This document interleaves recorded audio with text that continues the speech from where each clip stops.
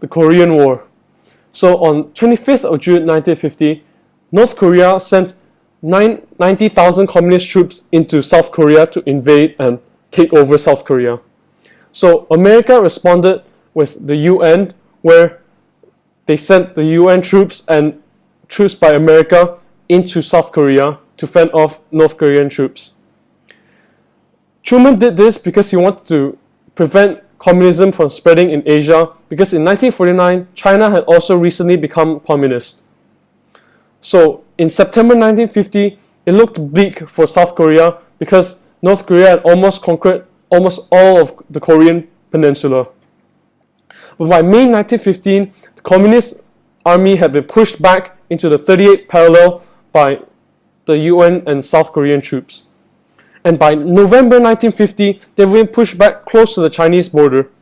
But by this point, China entered the war to defend North Korea and push South Korea and UN troops back onto the 38th parallel. The armistice was never signed, but fighting ceased. So the effect of the Korean War was that it signaled the rearmament of the Western world. It alarmed the USA that the USSR and China was helping out the war effort. This was because obviously China had been helping the North Korea by aiding with defense, and USSR because they were providing economic resources to North Korea to help the war effort. So after the war, defense spending has increased by 400% after the Korean War.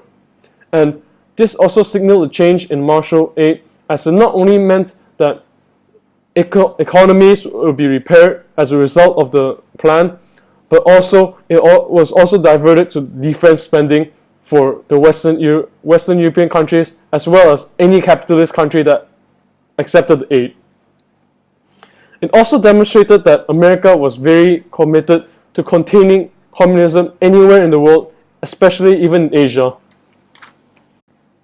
So during this time in 1949 to 1956, Hungary was one of the satellite states of the USSR.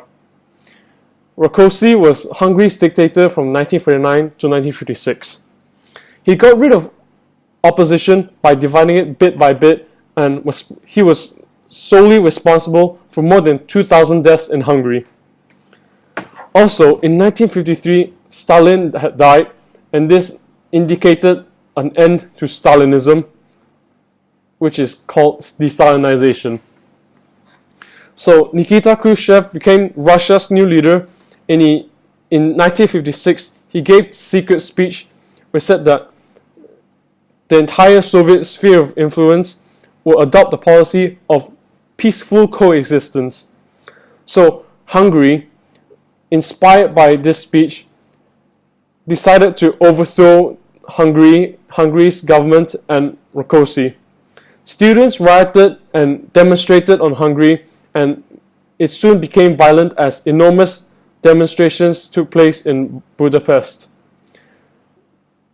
The police lost control of the situation, and the USSR was forced to evacuate from Hungary. In response to this uprising, Khrushchev agreed to the appointment of a more liberal leader, Imre Nagy. So Nagy proposed these following reforms: that Hungary should leave the Warsaw Pact, because you know from 1955 that the Warsaw Pact was created so that Eastern European countries would help each other if an attack had occurred, and that communist governments in Hungary should be ended, and that Hungary should become like a Western European country and adopt Western-style democracies with free elections. Hungary believed that the UN and the USA will help Hungary, but Khrushchev was angered by these reforms because Khrushchev knew that discontent of communism was widespread over Eastern European countries. So Khrushchev responded by decisive show of force. In November 1956, Khrushchev sent 200,000 Soviet troops into Hungary to crush the government and the uprisings. So after 2 weeks of the Hungary forces trying to rebel, about 250,000 were killed and 20,000 were wounded, and almost 200,000 Hungarians fled to the west to escape the USSR. Nagy was accused of treason and he was executed in June 1958.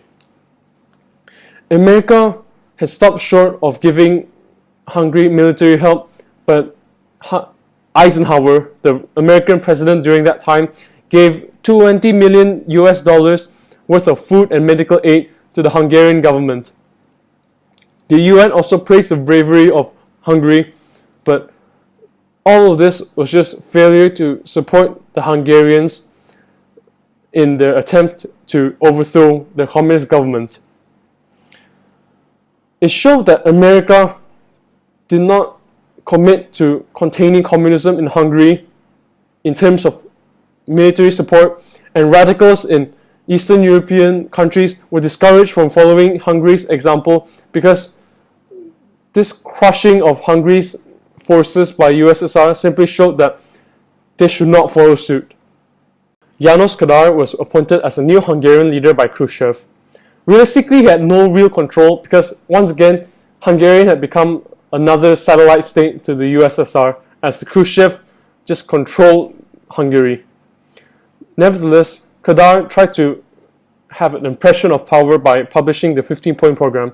This included re-establishing communist control and re-establishing the communist government in Hungary, and to use Hungarian troops and the army to stop the Hungarian uprising against Soviet troops, and to remain in the Warsaw Pact apart from Imre Nagy's previous reforms.